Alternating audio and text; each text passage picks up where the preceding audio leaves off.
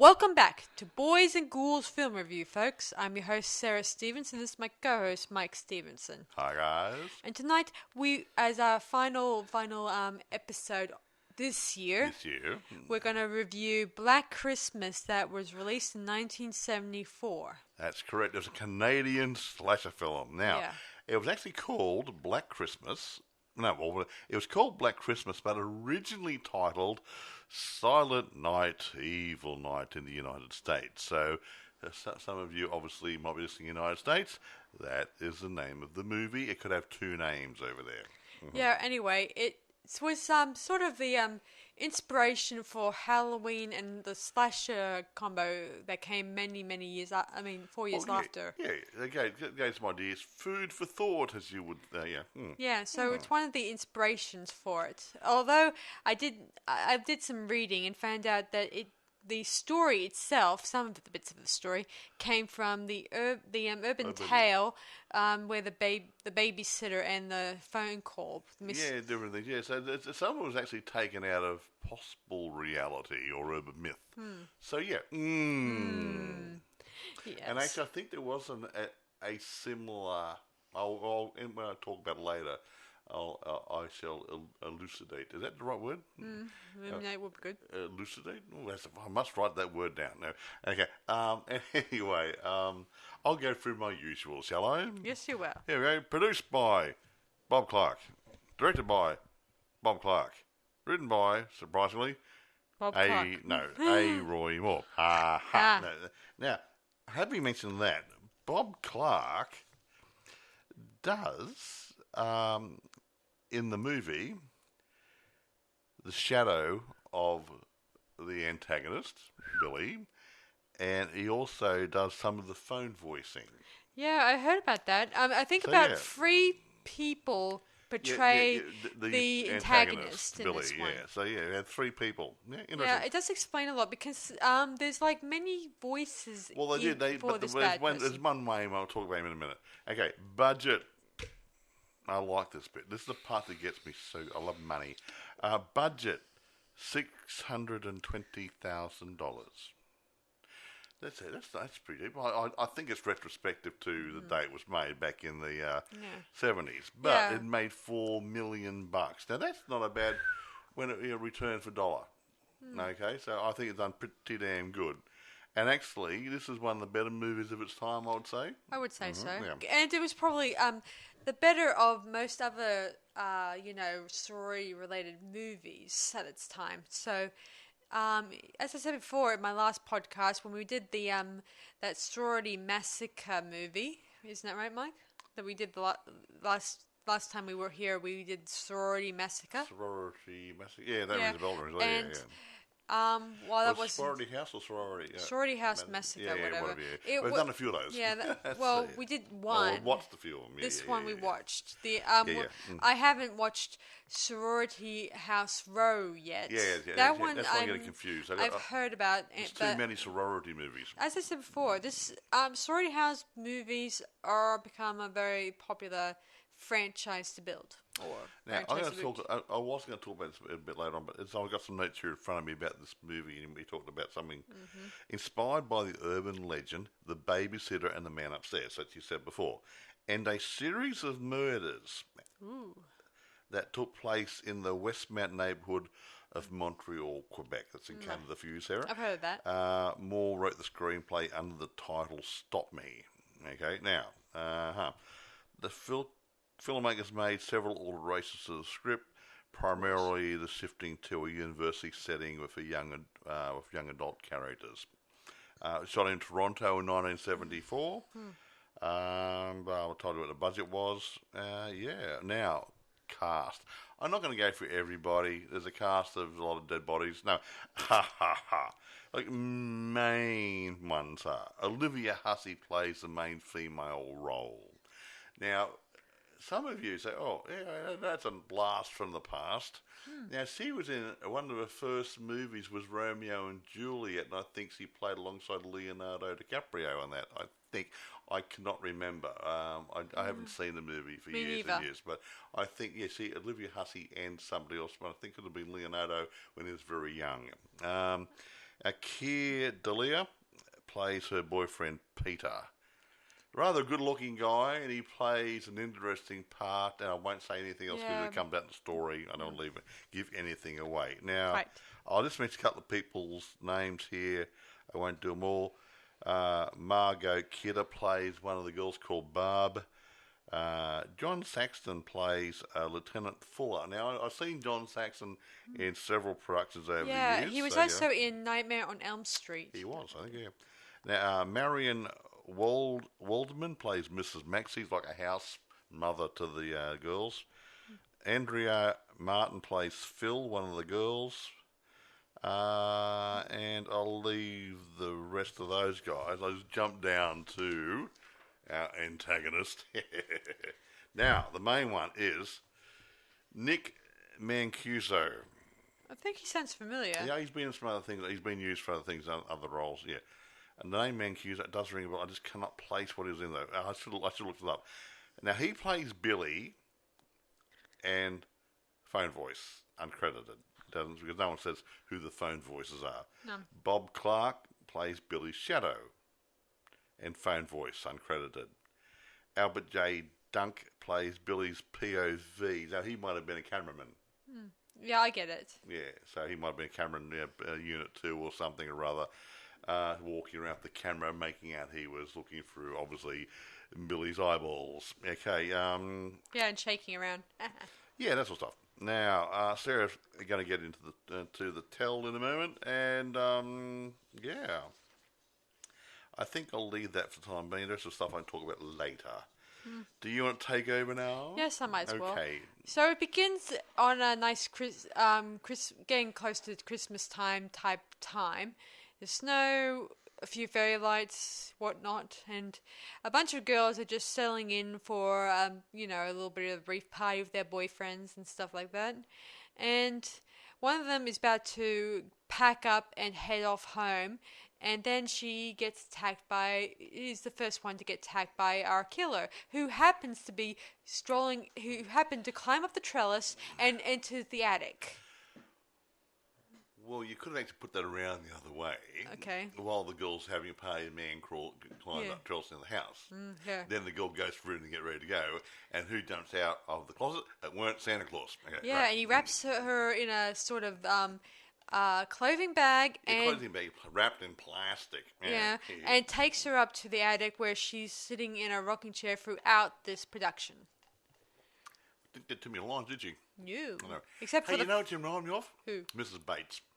Oh. Well, she's sitting in a rocking chair. Anyway, so Jess, our final girl in this movie, she's dealing with her own set of problems. She's not a virgin, as you may... And she got a bun in the oven. I mean, Yes. she's pregnant, yeah. Yeah, and she wants to tell her boyfriend, who's dealing with his own set of problems, because when he hears about her pregnancy, he's a bit shocked that she doesn't want to keep it. Yeah, she wants to abort the baby because she has ideas of a future for her, a career, and that sort of stuff. She had dreams.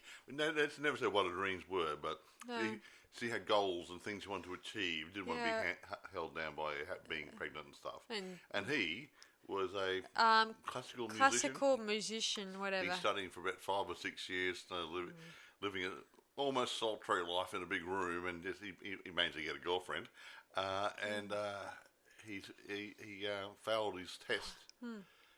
After she told him she was pregnant and wanted to abort the baby. Yeah. That would put me off a test as well, you know. Yeah, so, what an inconsiderate... Yeah, anyway, Claire's dad comes by. He says that Claire hasn't returned to home for the last couple of days, and thinks that... he's supposed to pick her up. Oh, yeah, he's supposed to pick her up, but he doesn't find her. She's not there. She's gone missing. Yeah, so they report the incident to the school's police, whatever.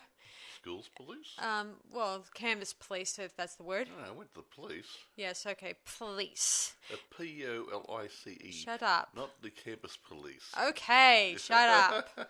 Anyway, the guy there at the front desk, he's a loser, to be honest. He is. I don't think he likes kids, or he's a bit simple, maybe. He's very simple. When he asks for the address of the frat house, she says... No, one of the girls said something gave inappropriate. her phone number. I won't. Well, it's not a rude word. Yes, it is. But it's not. It might be indicate a rude act. He said, "Oh, it's fellatio," and rattled off some numbers after it. And he said, "Fellatio. Oh, it's a new exchange. It's FE." And he wrote down fellatio on the numbers, and it gave the other detectives a real good laugh and everything. Yeah, they thought, okay. This guy had no idea what fellatio He's just meant. like one of those dumb detectives you see in those comedies. Yeah, see, well, it's always good to have a bit of comedy in a horror to lighten it a little bit, so the jump scares are a little bit more intense. Oh man, it's just so. He was a dumb blonde in a male role. Yeah. Anyway, they then do a search party, and they found that there was a dead girl that they found later on. Isn't that right? No, another girl went missing in the park. Yeah. Yeah, and her mother came in saying, "Oh, my daughter, she's about 14-year-old or 15-year-old. Yeah. She went missing," and they got a search party out, and they found her in the park. Yeah, in pieces, I believe. Yeah. Anyway. There's a bit of us over there, and a bit's over there, and no. Yeah. Anyway, the girls back at the frat house, they get tormented by prank calls. Yeah, naughty. Yeah, you know, the nuisance phone calls, the heavy breathing, and the suggestive sort of dialogue and everything else, all that sort of stuff. But he seems to know a little bit too much about what's going on in the house. All I know is that it's like several different voices going on in the phone call. You know what it reminded me of? Who? Well, you know in the horror movies where you got Legion? Yeah, Legion is a demon. I know who you mean. And he got so many different personalities inside him, and he got 2 or 3 or 4 or 5 different voices talking at the same time. That sort of thing. It just came over so ranty and ravey and all these different voices. And so, yeah, it reminded me of that a little bit. Yeah. It reminded me of, seeing as he keeps mentioning at the beginning, Billy. I think that, as we know, this character is probably Billy. We don't know. And he's being titled Billy in the cast. Titled Billy, but throughout the story, he's calling out to the girls in the sorority house, Agnes. Yeah, Agnes, I believe, I read somewhere, was either his sister or a girlfriend. We don't know who it was. It wasn't a mother figure or anything. He was a sister or a girlfriend, and somehow or other he was betrayed by her or something. Yeah, I think that.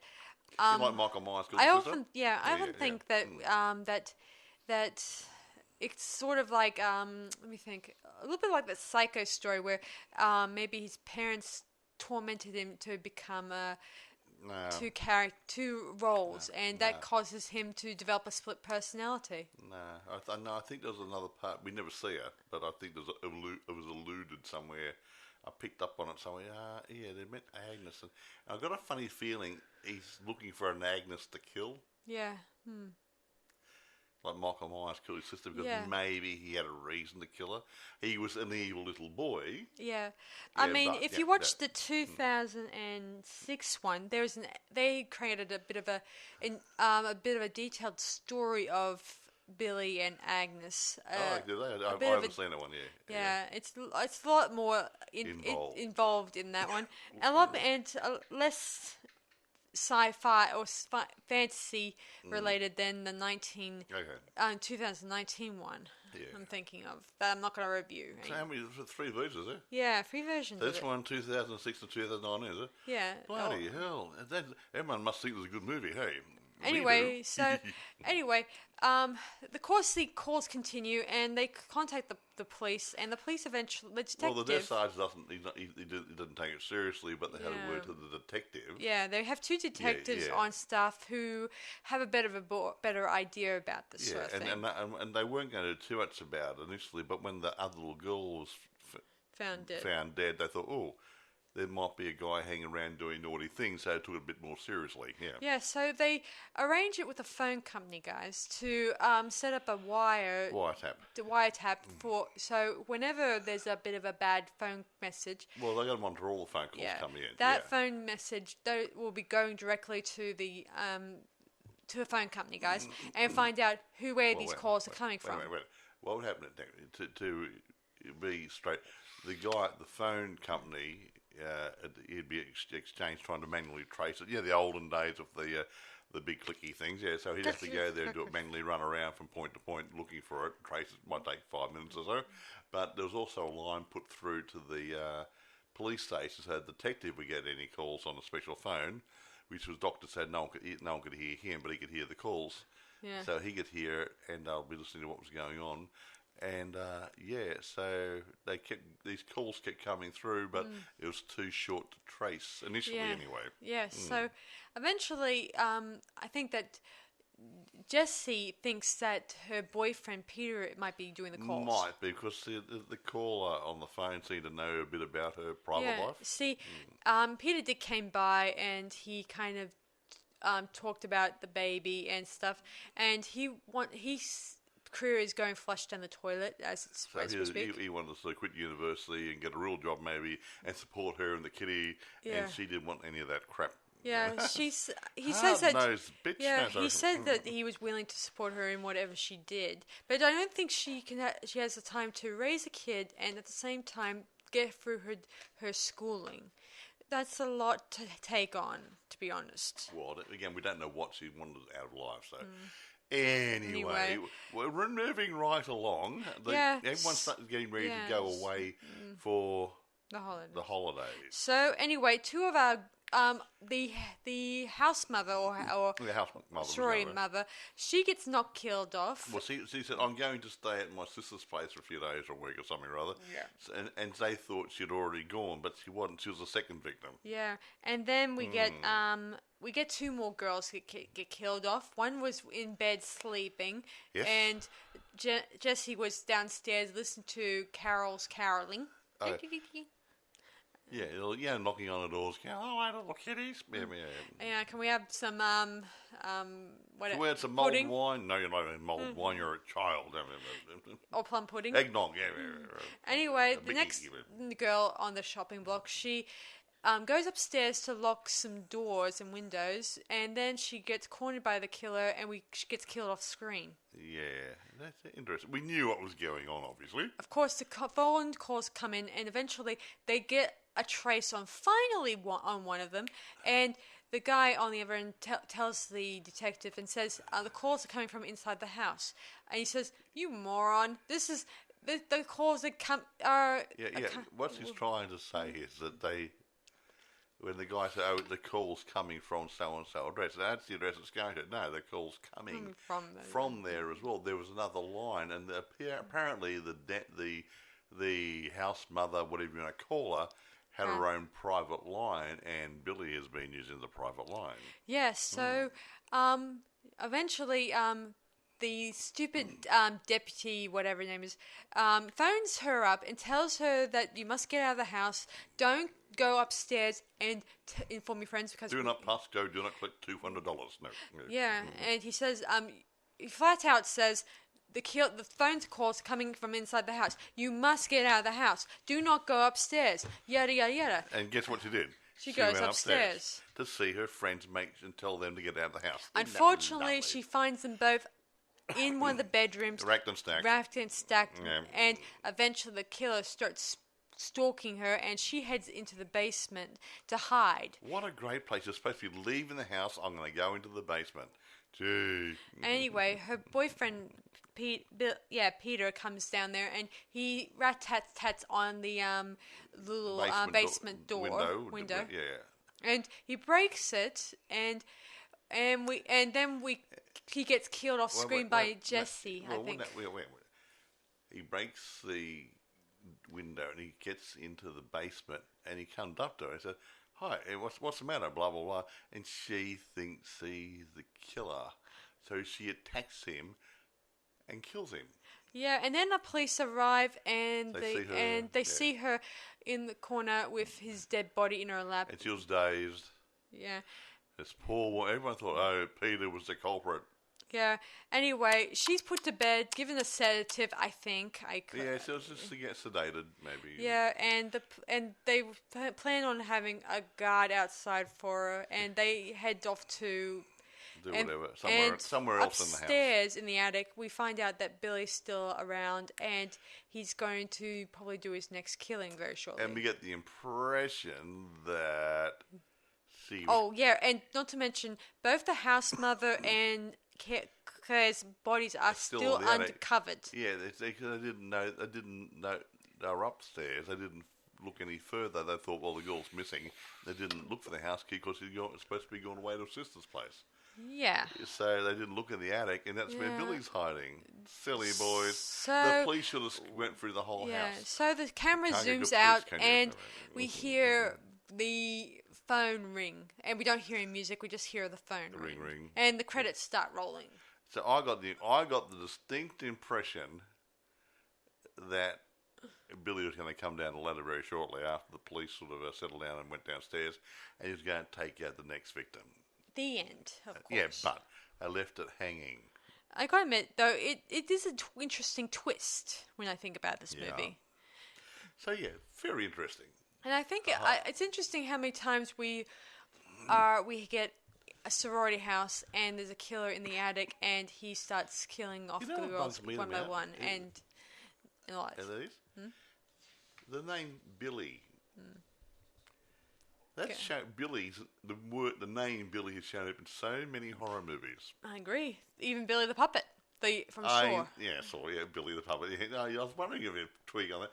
Billy, and Billy here, and I think Billy showed up in another type of slasher movie as well. Billy must be a very popular name over there. Yeah. Anyway, I do think that as I said before, I'm not going to touch on to 2019 Black Christmas. We're only doing this because that one was more of a fantasy horror, I think, where it deals with supernatural stuff, and it doesn't touch on to this movie.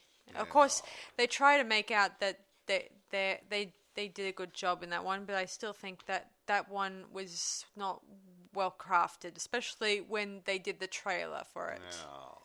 A bit of developmental stuff here. I did mention a few things before about Roy Moore, hero screenplay titled "Stop Me," blah blah. The urban legend, babysitter, yada yada yada. Now, it claimed to have also been inspired by a series of murders that occurred during a holiday season at Westmount in Montreal. I mentioned before, as noted in an article in the Telegraph. Oh, cool. The murders, which occurred in 1943, were perpetrated by a 14-year-old boy who bludgeoned several of his family members to death. And that's supposed to be a real one, I believe. Ooh. So, yeah, wow. It does remind you a little bit of some of the other horror movies, like Michael Myers killed his sister, other movies where someone's gone through and taken out the whole family, that sort of stuff. I saw something here. He wanted to keep it straightforward slasher film, that's okay. Blah, blah, blah, blah, blah. Casting. Olivia Hussey was... this is interesting. For you people who are into the occult and stuff, Olivia Hussey, who had previously garnered international fame as her role as Juliet in Franco Zeffirelli's Romeo and Juliet in 1968, signed on to appear in the film after being told by a psychic that she would make a film in Canada that would earn her a great deal of money. Sometimes the psychics get it so right. Interesting. Now, here's one. The guy, Keir Dalia, her boyfriend, he played Dave in 2001: A Space Odyssey in 1968. I thought I recognised him from somewhere. Now, here's another one. I won't go through all of them, but good idea. The role of Mrs. Mack was offered to Bette Davis. I heard of her. Yeah, it's an old lady, a bit before your time. And she declined the part. Oh, not everyone is perfect. So another lady, what's her name, was put in the role there. Mrs. Mack was played by Marion Maldman. So, but Bette Davis didn't want it. I mean, not her style of movie. No, so I can see that. I won't go through all the other people here. There. Oh, here's one. A blast from the... This is well before your time.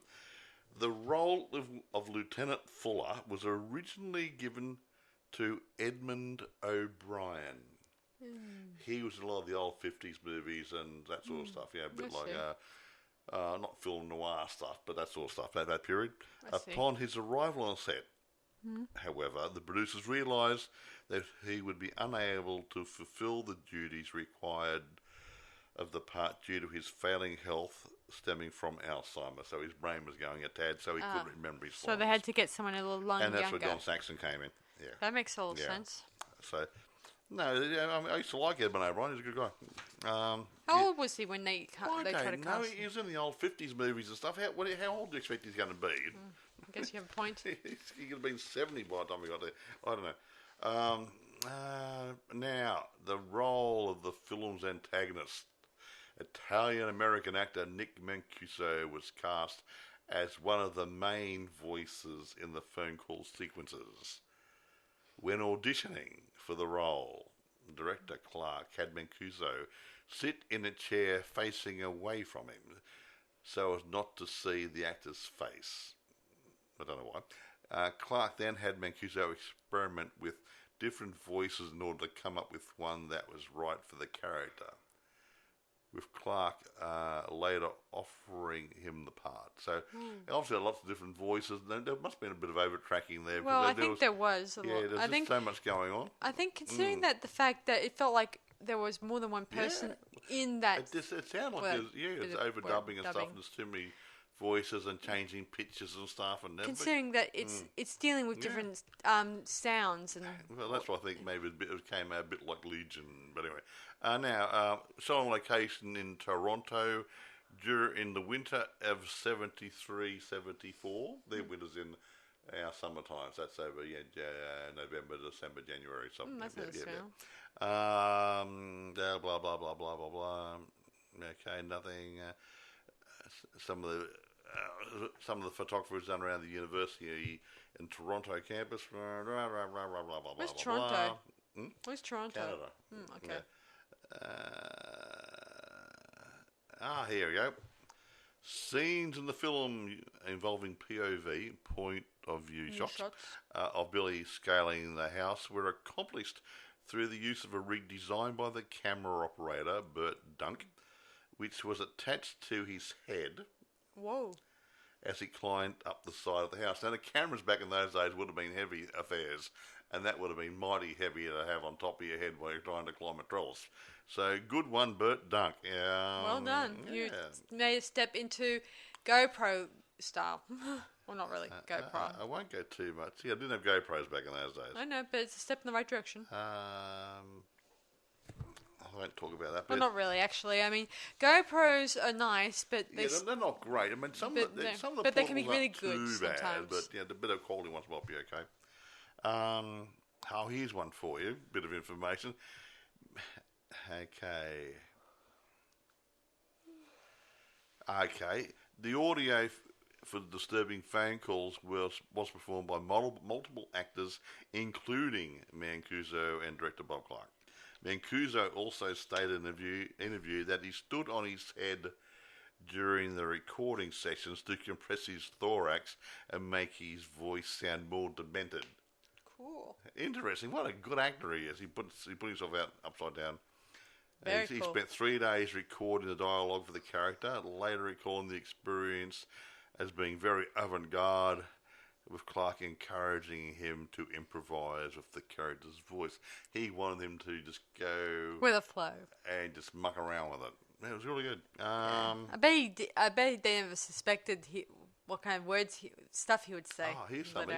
There was going to be a different ending. Really? Yeah. Or like this? During the preparation in 1975 for the film's American release, Warner Brothers studio executives asked Clark to change the concluding scene to show Claire's boyfriend, Chris, appear in front of Jess and say, "Agnes, don't tell them what we did," before killing her. However, Clark insisted on keeping the ending ambiguous. So, What's ambiguous? Well, what was going to happen to Jess whilst he laid in bed? Oh, good. Is he going to survive? Is he going to come down the ladder and stab her, strangle her, throw her out the window, whatever? Yeah. So it's up to your imagination what's going to happen next, and that's I think that's a great idea. Yeah. Great. Some people want it. Let's hide up a little package. There it is. No. Leave it out of the package. Yeah, a lot of people keep expecting everything to be out on the plate. Yeah, but you don't. Sometimes it's good to have a little bit held back. You know. I think that's what a lot of 80s and 70s filmmakers are trying to do. Did try to do. Yeah, just Although I do wish that more filmmakers could do that nowadays. They keep thinking, let's just keep it nice and tidy, and end it with on a good note. Although we do get the odd twist, but most of these twists don't compare to Black Christmas twists. Anyway, where you think you're in a good situation, you're safe, and no one's around, but somehow you don't know the fact that maybe the killer you think is the killer is not really the killer at all. Here's a long thing I want to read. If Theris doesn't talk, interrupt, I'll get through it quickly. Television premiere controversy. What's that mean? Problems. Oh, okay. Okay. The film under the title Stranger in the House was set to make its network television premiere January 78 at Saturday Night at the Movies. Okay. 2 weeks prior to its premiere, the Chi Omega sorority house on the campus of Florida State University in Tallahassee was the scene of a double murder in which the two Chi Omega sisters asleep in their beds were bludgeoned to death. Oh my gosh. Wait a minute. The killer then went to a nearby room in the sorority house and violently attacked two more sleeping co-eds who survived. Now, wait a minute. I see the connection there. Yeah. The killer was later identified as Ted Bundy, who was executed for this and other homicides in January 89. He's a real serial killer. Oh, so that's why they and they there were was problems. too close to home. Yeah, I can see the problem there. Yeah. Because if they somehow released it at the wrong appropriate time, then people will start emulating the fact that this movie is about him or something like that. Well, no, it's just that if you're going to make a movie, there's something like the Blair Witch Project. What was that, Blair Witch, or the other one? There's something like the Bell Witch, or I can't remember. There was something like that where there was some murders involved, or something or other, and it was too close to something that's happened in the area. Oh, I think I know who. It may not be anything related to what you're talking about. But they wrote a story, not about this, but someone wrote a movie based on something or other. It was too close to something that really happened, so it got squashed. Well, I'm not sure which one you're referring to be honest. But I know of another one that took place, and it was called the let me see, what was it called? I can't remember the name of it, but it deals with some silly things that have. What's it called? But the movie got murdered anyway. Anyway, I know for a fact that there was a movie a while back. Was it Thrill Kill or something or other? Or no, I'm not thinking of that. No, I just can't remember what it was. Anyway, as I was saying before you interrupted me, I just trying to get you to click something. I'm trying to remember what the. I know, that's why I'm trying to things. Will you shut up? No, I'm trying to throw things that just inspire you. It might hit a button. Anyway, the story takes place. That's not too long ago, about two kids who went online and they looked up something inappropriate that was a supernatural thing that was on Wikipedia, and they thought this was real, so they went out and heard it one of their primary school kids. And of course she survived, but these kids they're facing serious jail time because and when they came out with a movie after the incident, the parents were so annoyed that these guys were making a film 2 years after the incident. And this upset them, and they wanted to can it from any cinemas in their town or area. I'll think of something else, But anyway, moving right along. Reception. Mixed reviews. As always, when you get into slasher genres and whatever. I guess it has happened a lot. I mean, if a movie's close to something that happened to in reality, and it's too close topical. to, and it has it does mention names. It mentions things about places, suggested locations. It does get a bit. It then gives you the wrong impression on It the sounds movie. like you're trying to capitalise on somebody's misfortune or death or something or other. Anyway, now, And I'm not applauding these people who do this, but I just think it's not right either. sometimes it's time to just walk away from a project idea and do something else, and maybe wait for it to cool down a bit. Anyway, here we go. A couple of things from the reviewers. A.H. Weiler from New York Times called it a whodunit that raises the question as to why was it made. That's not very nice. What are you doing? Just continue with what you're talking about. Oh, she's checking the computer over something. Variety called the film a bloody, senseless, kill for kicks feature that exploits unnecessary violence in a university sorority house operated by an implausibly alcoholic ex-hoofer, a dancer probably. It's slow-paced, murky tale involves an obscene telephone caller who apparently delights in killing the girls off one by one, even the hapless house mother. Yeah, when he treated like one of the girls. Gene Siskel of Chicago Tribune gave the film 1.5 stars out of 4 and called it a routine shocker that is notable only for indicating the kind of junk roles that talented actresses are forced to play in the movies. They didn't like it, did they? Yeah. Kevin Thomas from the Los Angeles Times wrote, before it maddeningly overreaches in a gratuitously evasive ending, Black Christmas, opening today at selected theatres, is a smart, stylish, Canadian-made little horror picture that is completely diverting. It may well be that its makers simply couldn't figure out how to end it. I don't think that was very nice. The idea is to leave it hanging there to make someone use their own imagination. I don't get people like that. Kevin is wrong. He got no idea. I don't get these reviewers. They just don't. He wants a title. I want a closed ending. Please give me a break. You don't have a closed ending on everything. I don't like closed ending. I like twist endings. I like it when people think that you're safe, and then the next minute you're thrown a curveball. Or leave it hanging like, is it really over? Is it over? Is it not? Look at the Blob. They had a question mark at the end of the movie. The end? Question mark? Yeah. Aha. I just don't like it when they just think that everything has to be shoved in their face. And they wanted the parcel. It was good ending, closing. Yeah, okay, everything put to bed, everyone goes home, and everyone smiles. And no, it doesn't work that way. It doesn't work that way in real life. No, yeah. Contemporary reviews, that's the ones done later, have been more positive. On Rotten Tomatoes, Black Christmas holds an approval rating of 71%, with an average rating of 6.26. Whoopie-doo.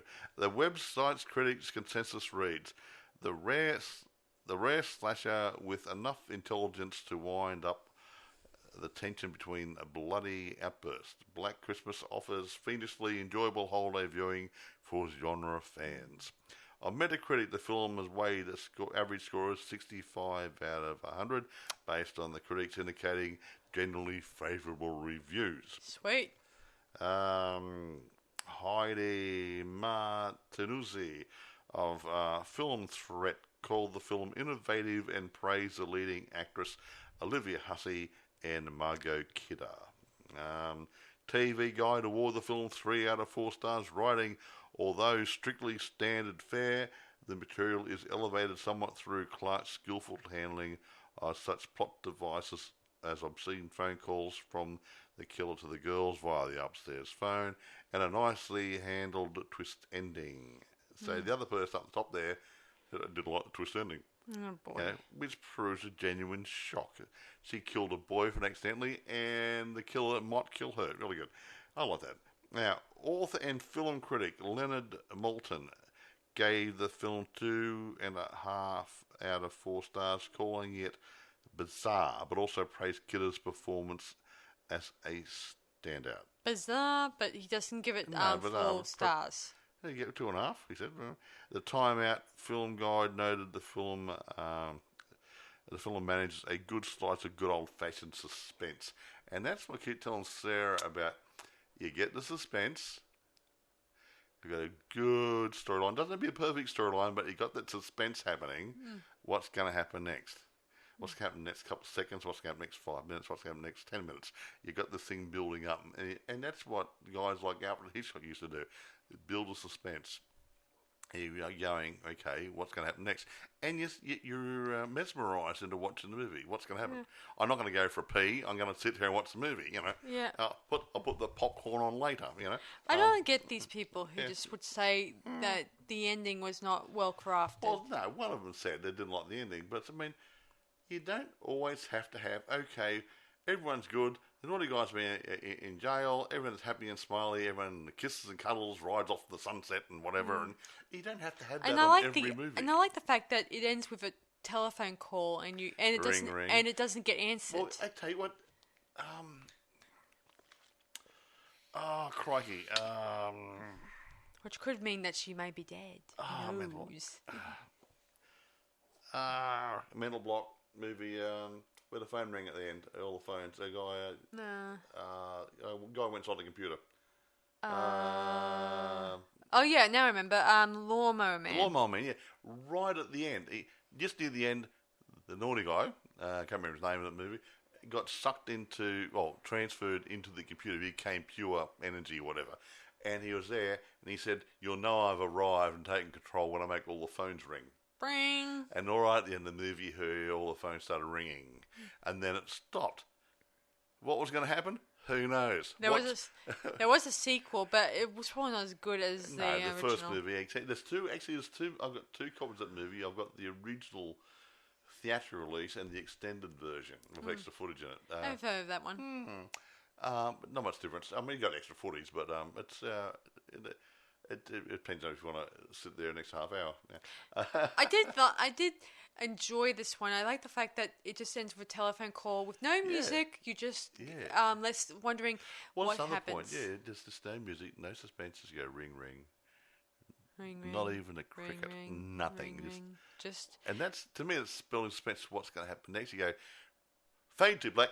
Credits. It's just like when you look at that movie Frogs. We only just hear cricket. I mean, ribbit. Is it the end of the world?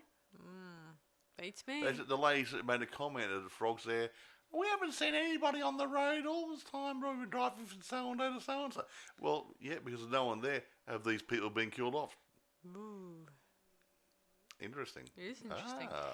Yeah, I just don't understand. So I like a hanging ending like that. It's an ending, but it's an ending with, what's happening next? Yeah, Are we dead? I don't know. Yeah, as I said before, I'm not too enticed by when they did the 2019 version of Black Christmas. What happened in that one? Well, that was more of a supernatural, dabbling in the black arts type. You get a demon in there. And a bit of a comedy teen drama thing. Well, they do that sometimes to get breathe a bit of life into it. I got to admit, I wasn't too impressed with it, and I wasn't impressed when on the trailer itself, when they released the trailer, it indicated that there was multiple killers in it. Yeah. Now, look, do you remember... Okay, I'm going to take 2 things here. Okay. Remember back in the Universal movie days where they'd make Frankenstein and Dracula and the Wolfman? Yes.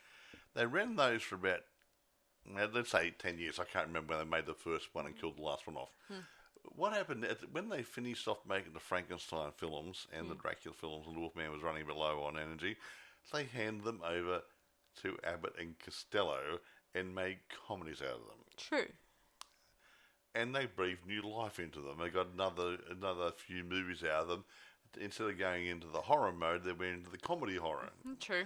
So when you get a movie like this, the third remake, Dave Frey throws some comedy into it. I know. Well, maybe trying to breathe some life back into it. I thought when they did that 2019 one, it was trying too hard. They were forcing air into it when it didn't need air. Yeah. I mean, why? Why fix? Try to. If it ain't broke, don't fix it. It's not broke, don't fix it. Okay. I mean, if you're doing a movie about a classic like Black Christmas, like 1974, you shouldn't remake it because if it's a good remake, it's good to do a remake. But if it's a bad, if it's a good remake, good version of it, then don't play with it. But if it's a bad remake, you can probably do something with the story. I agree. If you're going to make a remake, the remake should be at least on par or better than the original. Now, giving you a good example of a movie. If I was going to make a movie today, if I had the expertise, The Cabinet of Dr. Caligari, the old silent movie. Yes. You remember I showed it to you? I'm familiar with it. It's very... What's the word? It's an old silent movie, obviously. It is one of those movies that, to me, I like silent movies, drags you in and you watch it. It's a good storyline. It's very realistic sets. It is some of it's done on stage, which obviously I did a lot back in those days. And everything was out of kilter, weird angles on the sets and whatever, to make this surrealism dream state type feel to it. It was a damn fine movie and a damn fine plot. Now, if I was going to do a remake of an old movie using an old script or a theme, I would get that and make a script up for it. Because storyline's there and make it a little bit surrealistic. But, you talked about, to me earlier on, that thing about using different colours, stark colours and filters and stuff like Dario Argento did when he did Suspiria. Yeah. I'll do it up something like that and get that sort of tension and weird feeling about it. Building up to it, and have that and coming up the climax and do something like that. And, when you take an old movie, make it better. Don't make it worse. Yeah. I remember when they did take Suspiria. I think it was... The original Suspiria. I think there was 2 attempts on trying to make a remake out of it. Yeah. And Dario Argento, he didn't want that to happen. It was his work, technically. The original one... The girl, it was a girl. Was that yeah, the girl it was in a girl. the Phantom? Yeah, I know who you're talking about. The girl, I can't remember her name, but she was the girl. Phantom of the Paradise. Paradise, yeah. See, the girl who played the lead role in that. She played the girl in this one as well, and she played a good role in both those movies. But Dario Argento, his first movie, Suspiria. If you guys haven't seen it. Go and get a copy. When was it made? Back in 1977. 77. Yeah, and it's a top movie. I don't think we've reviewed that, have we? Yes, we have. Did we? Okay, last year maybe, or earlier this year. Or it's a damn fine movie. Scares the crap out of you. I gotta admit, I do like the colours they use, like the blues, the intense yellows, the reds. Feel to it. Those types of colours. Yeah. I call the European film when they have full colour coming out of doors. As we said before, guys, if it's ain't broke, don't fix it. Yeah. Or even if you think it's wonderful and you wish to do something like that, make it better. Make it your own. Yeah, but make it better. But don't try to enforce... change it or something, because to be honest, I often think there was a bit of symbolism with that Suspiria movie, and there was. Only Dario Argento knew what he wanted to get out. It was in his head. It was in his head, and it was in film. Yeah, he did good. I don't even know if the same could be said for the new Suspiria. I don't think. It's a different storyline. It's a similar storyline, but it's totally different in many ways, and that's. I think it loses it. Yeah, anyway, it doesn't matter. We're not talking about the new movie. Sorry, guys. We're comparing it to movies. But I do admit though, if you wanted to remake a movie, I would go for a bad movie that was considered not really good back then. Here you go. And then make it better, in a bit of a better setting. Okay. Oh wait, they did make that similar mistake when they did the Slumber Party Massacre new movie. I think that we tried to watch that and it failed to attract. So you get a crappy movie to start with. Yes. With a basic good storyline. I'm going to mention Plan 9 from Outer Space. Go ahead. I love Ed Wood. I'm sorry you go groan. Okay, no, the point is that Ed Wood had heart and he had imagination, didn't have the money to make a good movie because he killed his career when he did Glenn or Glenda. We know all this bullshit. Now, sorry, I shouldn't have said that. No, now, don't. The point is that you get a crappy movie like that, and then you rewrite the script to make the better dialogue. But basically, it had the bones to be a good movie. But he didn't have the money to make a good movie out of it. True. And that was the problem. Yeah. Yeah. And that's where it was really a shame. Guys like Ed Wood had heart. He just didn't have the money. Or the guy who made the Teenage from Outer Space, something Tom Graff, was it? Yeah, Tom Graff. He made one movie as far as I know, wasn't it? Yeah, as far as probably a few others, but I'm not. That was the main one those. he's known for. Yeah, this one's more well known. Yeah, and he ended up in a nut house, didn't he, or something, right? No, he didn't go to the nut house. He killed himself. Killed himself, whatever. Yeah, he was obviously going through mental problems. He had just killed himself. Ed Wood, I believe, got a drinking problem and went to an early death due to his alcoholism. Yeah. I mean, these guys got imagination, but people aren't supporting the people. Back in those days, and it's still hard business to get into. It is a hard industry to break through. I mean, I know these days we can display our talent online and show it off. You got YouTube and stuff. Yeah, but the point is, back in those days, you had big bulky equipment you had to take around. You had to take a big lumpy camera around and stands and light gear and blah blah. Everything was big and lumpy. Yeah. Nowadays, you can get a DSLR camera, which can a decent one, which does high definition filming in it, and you can make a movie out of 2/10 of bugger all. You can say, I got a camera. I got daylight. I don't need any lighting outside. I can do a movie in the daytime. I got a camera and I got a microphone on a stick going into a cheap recorder, and you can make a movie. Yeah. Yeah, and they couldn't do it that cheap years ago. And you can make 1 million movies really, really cheap. True. But they couldn't do it really cheap because everything cost. True. There was a movie. I can't remember what it's called. It wasn't Following, or something else. But they did something, and they didn't have any money for light, so they did all the internal shots near windows to take the natural light into consideration, open up the aperture a bit, so they can get some light into frame. So yeah, back in those days, that was wet film. Yeah, so you do what you can of what you got, and It's really hard. Back in those days, you couldn't do that. True. Nowadays, digital, you can do it. You can make a movie on your mobile phone. If you've got a good one. At least some. I mean, I think that when it comes to bright ideas, I think the independent ones are always getting the awesome ideas out. They're trying to. I mean, it's hard. One of my favourite independents has got to be Chastity Bites. That is a great production. I agree. And I like Alison Scagliotti as the main role. She really runs that movie. She got a great personality, and I think she really did a great job as a lead role. Yeah. And the people who made it, I can't remember who made the movie. Oh, I've got to mental block. But the people who made that was an independent job, and it came out so damn polished. Isn't it? One of our favourite movies. Or one of our favourite independent movies, yeah. And it's fun. A good black comedy. I agree. I mean, I did.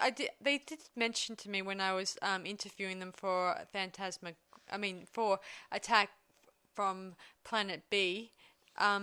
They said to me that they were going to make a sequel, Chastity Bites, but taking place in somewhere in Romania or made up. They were going to go for holiday for the girl, weren't they? Yeah. But I think they didn't have enough.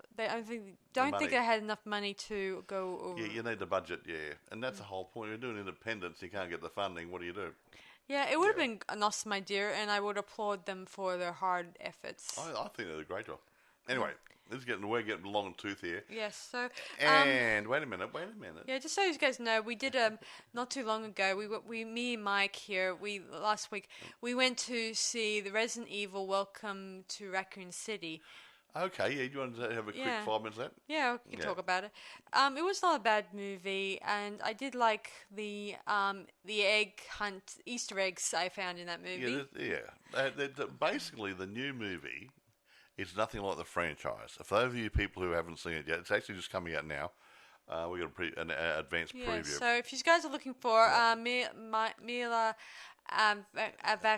what's her name? Can I ask Mila Jovovich? Mila Jovovich. She's not in it. No, she's and not that in role it. isn't in it. But I was going to say Go on. that if you're used to the franchise, I love the franchise of Mila Jovovich in it, but the role of Alice and the Red Queen or whatever, they're not in it. This movie is based solely on the game, the arcade game, whatever, PC, Resident Evil 1 and 2, isn't it? Yeah. Yeah. Let me see, 1, 2, and probably 3, maybe. 1, 2. So it's actually more in line with the game. Considering that not Jill the Valentine, franchise. she appears in the third video game. Yeah. So they've done some. They did a bit of cut and slice. Cut and slice some of the people in the game to make up composite roles in the movie, and it's worked well. If I had not seen Mila Jovovich in Resident Evil 1, 2, 3, whatever, I would have liked this movie more. But I just like Mila Jovovich as my little Amazon running around beating everybody up, you know. Yeah, I guess, as I said before in the past,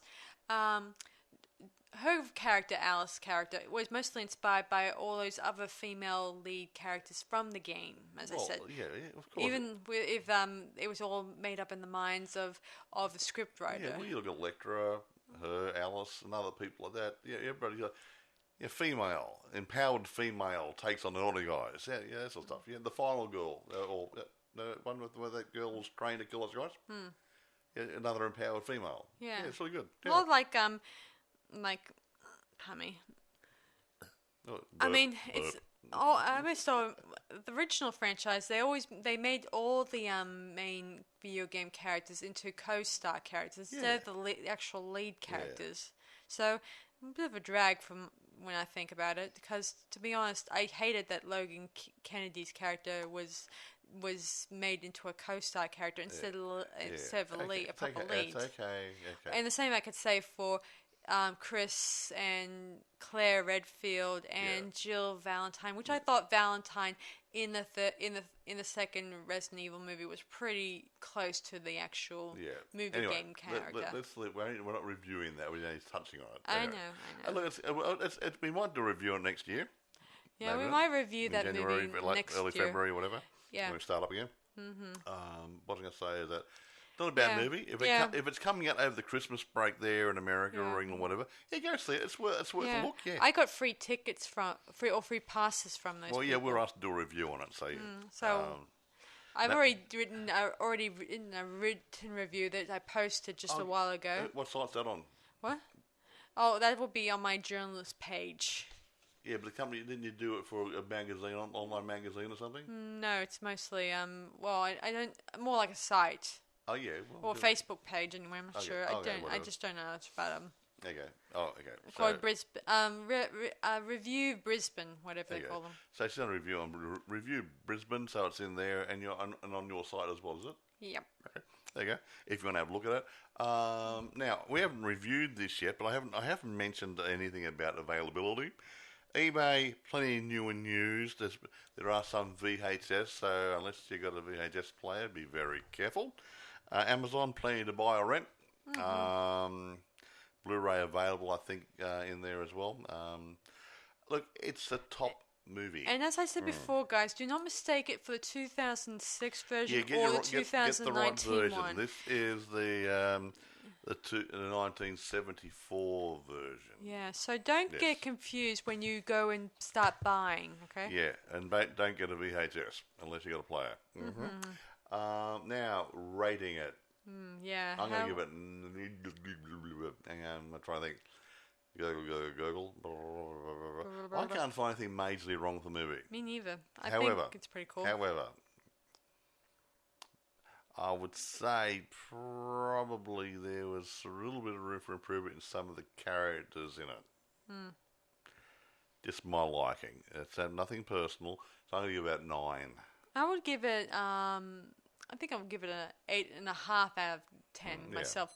I often think that there is room for improvement, and I do agree with Mike that I wish there was more suspicion with Peter, and I mean, there was not enough information whether or not it would have been him. They could have built that part of it up a little bit. Their personalities, a little bit more Peter and Jess time there to create a bit more suspicion. There's not enough explanation that he was the killer. I know Yeah, that there's nothing to. They're just like, oh, there he is. Oh, and then she actually said that. Oh, when I got one of the phone calls, he was actually there, so he couldn't have been making the phone calls. But later on, she believed she was a killer. believe him. Yeah. So it's like there's a few things there, but And a few little mistakes like that. But look, I don't care. It's a good movie. yeah. Anyway, I did thought it was interesting when we just cut to the policeman outside, and then we just find her just lying there with her boyfriend dead in her lap or something. I would love a bit of a struggle, or maybe some more action. I don't know. Yeah, we didn't even see it. He came in towards her, and all of a sudden it's cut away. That was it. Finished. Cut to the policeman outside, and came in. Yeah, I know that there was nothing. plenty of cutaways, like many Alfred Hitchcock suspension of disbelief type stuff, but most of the time there is a bit of gore in these movies. What would Psycho be like without the shower scene? Hello? True, but you know what I mean. Like if you cut away at the most important moments, then it leaves you wondering if maybe the person survived or maybe he's dead. Or something. But it didn't even start. It didn't even seem to start the struggle. I don't think. Yeah, so they could have been start the struggle and then fighting a bit. Then all of a sudden they got away. Yeah, they could. They didn't do that.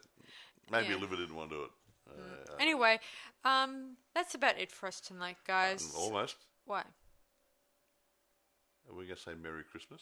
Oh yes, this will be our last episode until February, guys. So probably the first week of February, is it? The first week of February we'll start up again. Yeah. So we'll see you guys for our next podcast for the next year. So have a Merry Christmas or whatever holiday you celebrate wherever you are, and I hope you guys have a good New Year ahead of you. All right, bye for now. And for those of you around the world, I know America and England and Europe are all in the northern hemisphere. Hope you don't get too cold. We're in the southern hemisphere here, and we got. Don't go into statistics, Mike. No, it's just that they have snow and we have sweltering heat and everything else, and cyclones, and so it's up around 30 degrees. And Mike, move on. Don't pour the cup. Keep warm.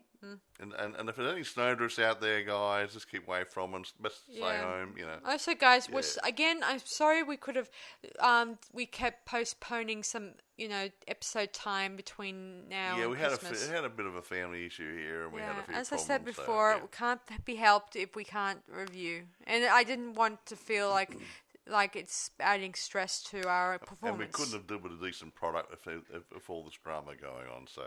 Yeah. Anyway. So have a nice Merry Christmas, and I'll see you guys in February next year. All right, bye for now. Okay, guys. See ya. Bye.